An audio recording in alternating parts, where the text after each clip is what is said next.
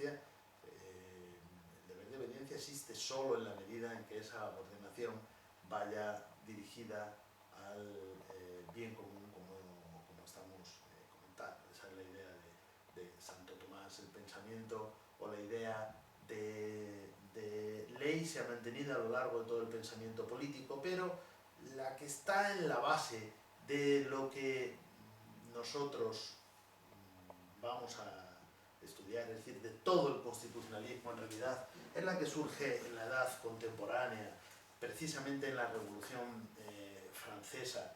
Es una idea que se mantiene tanto en Rousseau como en Sieyès, y es la idea de la ley como expresión de la voluntad general. Esto va dando, va en la línea de establecer o de fundamentar el carácter democrático de la ley. Lo que pasa es que, como ya hemos comentado en alguna ocasión, para Sieyès y para Rousseau la cuestión es diferente. En el caso de Rousseau no se admite la representación, por lo tanto la voluntad general se expresa directamente por el pueblo. En cambio, para Sieyès, al contrario, es necesaria la representación y por lo tanto lo que hay es una identificación entre la voluntad de la asamblea y la voluntad del pueblo, de tal manera que esa voluntad general va a ser expresada, se identifica con la voluntad que va a expresar la asamblea. Y aquí se van dando pasos hacia, o se va estableciendo la base de lo que llamaremos el concepto formal de ley. Por lo tanto, aquí tenemos que distinguir ya, porque esto es importante, un concepto material y un concepto formal. El concepto material caracteriza la ley por un contenido determinado o por su finalidad. Ya veíamos que en Santo Tomás no todo lo que establece la autoridad va a ser ley, sino aquello que tiene esa finalidad de perseguir el bien común, o en algunos casos el contenido de la ley o sus características vendrían determinadas por la necesidad de una regulación general, de tal manera que las regulaciones específicas o concretas o que no tengan un alcance general no serían ley. En cambio, cuando vamos pasando al concepto formal de ley, vamos a considerar ley todo aquello que con tal carácter apruebe la Asamblea, apruebe el Parlamento.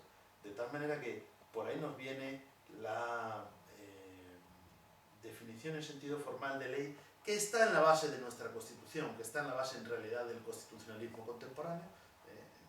Dado que el pueblo soberano no tiene límites, pues a través de sus representantes, bueno, ya hemos debatido ampliamente y volveremos a la cuestión del límite de la constitucionalidad de la ley. Pero en principio el pueblo soberano puede, a través de sus representantes, dado que finalmente la teoría o la visión que va a triunfar es la necesidad de esa representación política, puede expresar su voluntad a través del Parlamento.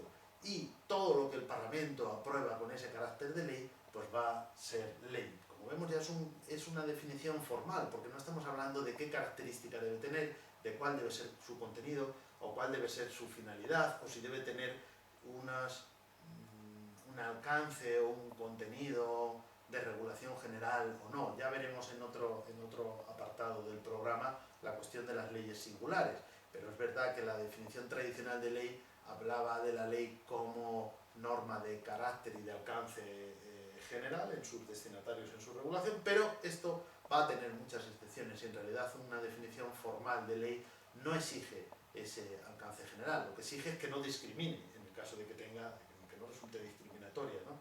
En el caso de eso ya como exigencia más bien de la Constitución, en el caso de que su regulación no sea general, sino que sea específica para determinados sectores, para determinados colectivos, incluso para casos singulares. Eso ya lo veremos en su momento. Lo que quiero decir ahora es que finalmente el concepto contemporáneo de ley se remite a aquello que la Asamblea, que el Parlamento aprueba con tal carácter, con tal denominación. De tal manera que podríamos definir la ley como la norma elaborada y aprobada con ese nombre por el Parlamento, de acuerdo con el procedimiento constitucionalmente prescrito. Vemos que es un concepto formal. La Constitución, por lo tanto, tiene que regular la forma de producción, la forma de aprobación de las leyes. Ya veíamos cómo para Kelsen, y lo hemos repetido varias veces, lo verdaderamente esencial en la Constitución es precisamente que regule las formas de producción jurídica, las formas de aprobación de otras normas, y en primer lugar, por supuesto, sería formas de aprobación de la ley. Así, ya la ley deja de identificarse con el derecho como en la antigüedad o como en concepciones más clásicas, sino que es una de las formas de manifestarse el derecho. Como ya hemos visto, en realidad uno de los rangos de un derecho que tiene una estructura jerarquizada. Pero todavía hay que distinguir. A veces se utiliza la expresión ley en un sentido específico para referirnos a la norma que es aprobada con esa denominación específica de ley, y otras veces se refiere a un conjunto de normas que comparten ese mismo rango, que a veces se pueden llamar leyes, pero a veces se pueden llamar decretos leyes, decretos legislativos o leyes orgánicas, como acabamos de ver. Bien, de una manera muy breve, esos serían los fundamentos de la categoría del concepto de ley en el mundo contemporáneo, con sus antecedentes, que podríamos, por supuesto, y en otras asignaturas de la titulación se hace con mucha más profundidad, por detenernos en los distintos antecedentes clásicos, ya digo, desde la antigüedad hasta la Edad Media, hasta el pensamiento también moderno, pero a nosotros, por supuesto, que nos interesa más ese concepto contemporáneo, porque es el que está en la base de todo el constitucionalismo y está, por supuesto, en la base de la Constitución española.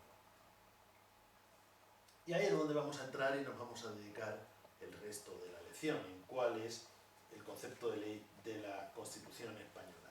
Por supuesto que tenemos que acudir a un concepto formal, y entonces, en el sentido más estricto, sería la norma aprobada con ese nombre por las Cortes Generales, de acuerdo con el procedimiento establecido en el título tercero, capítulo segundo de la Constitución española. No es más que una traslación del concepto formal de ley que hemos dicho antes, que era la norma aprobada por el Parlamento de acuerdo con el procedimiento, con el nombre de ley, con esa denominación, de acuerdo con el procedimiento constitucionalmente establecido. Pues en el caso español son las Cortes Generales y el procedimiento está establecido en el título tercero, capítulo segundo de la Constitución.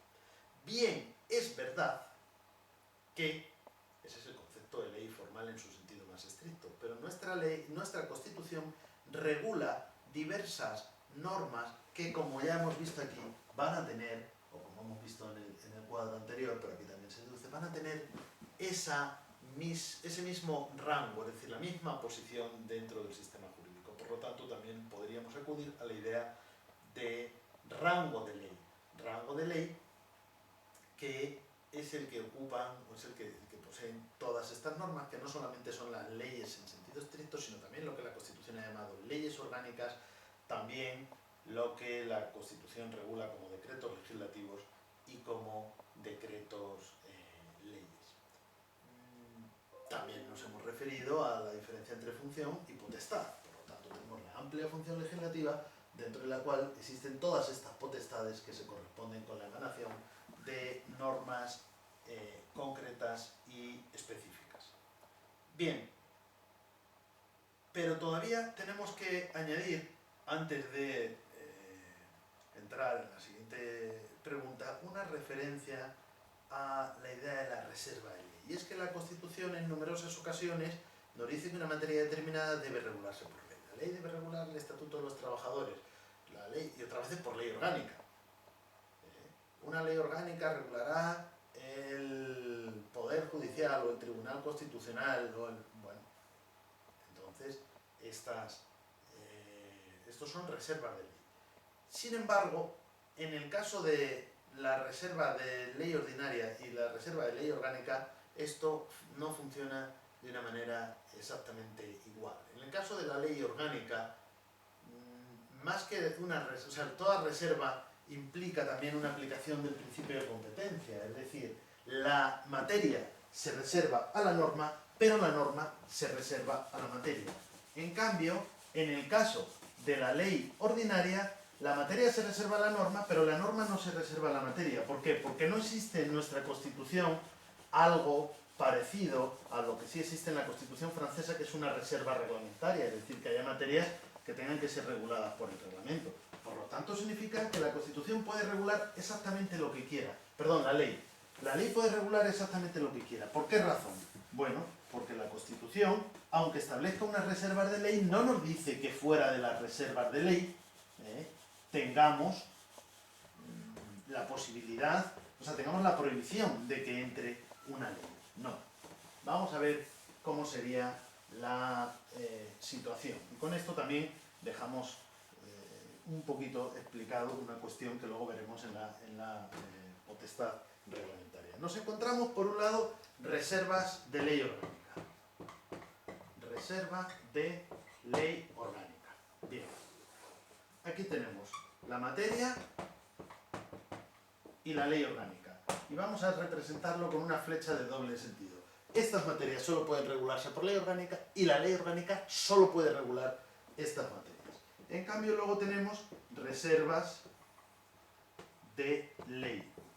En el ámbito de las reservas de ley, como vamos a ver, en principio pueden entrar tanto, bueno, primero tenemos unas materias y estas materias tienen que regularse por ley. Normalmente, cuando una materia tiene una reserva de ley, también podría regularse por decreto legislativo.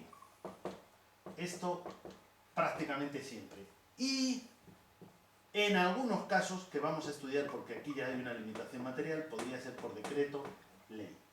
En algunos casos. Eso lo vamos a ver con más detalle. Las materias se reservan a estas normas, pero estas normas no se reservan a estas materias. ¿Por qué? Porque en los ámbitos donde no hay reserva de ley, es decir, todo lo demás, no hay reserva. Porque en España no hay reserva reglamentaria, por tanto, lo que no está reservado a la ley, pues ¿qué pasa? Puede entrar la ley, evidentemente puede entrar estas otras normas con rango de ley, nunca la ley orgánica, porque esta se reserva a sus materias, puede entrar la ley, puede entrar el decreto legislativo o puede entrar el decreto ley, es decir, normas con rango de ley, pero aquí, como veremos, como no hay reserva, también puede entrar directamente el reglamento como norma inferior. Ya veremos la polémica del reglamento independiente, es decir, ¿podría entrar el reglamento si no ha entrado ninguna norma con rango de ley? Bueno, mi respuesta va a ser que sí cabe el reglamento independiente en este ámbito. En cambio aquí no. En el caso de las reservas, en el caso de las materias reservadas a la ley, el reglamento solo puede entrar porque le llame la ley. Reglamento, pero no va a venir independiente. En cambio, donde no hay reserva, el reglamento puede venir directamente, si esta es la materia, es el resto de las materias. Ponemos aquí materias, resto, todas las demás. No hay una materia específica, es materias donde no hay reserva. Bien, pues en estas materias pueden entrar normas con rango de ley, pueden entrar normas reglamentarias detrás de las normas con rango de ley y pueden entrar normas reglamentarias directamente. Esta línea la voy a borrar para que no entre... Ah, bueno, que esta línea era esto. Bien. Creo que con esto también nos queda clara la idea de reserva de ley. En realidad, la reserva de ley orgánica, donde la materia se reserva a la ley y la ley se reserva a la materia, esto, como ya hemos visto, se produce en virtud de lo que se llama competencia. Competencia es el principio que nos permite delimitar normas que tienen el mismo rango, pero que se diferencian por su materia. La materia de ley orgánica es para las leyes orgánicas y el resto de las materias es para las leyes ordinarias. En realidad, haya o no haya reserva, puede intervenir la ley ordinaria. Espero en este punto haberme expresado con un mínimo de claridad. Con lo cual, ahora ya sí, podemos entrar a la siguiente pregunta, donde vamos a ver ya las leyes orgánicas y las leyes ordinarias.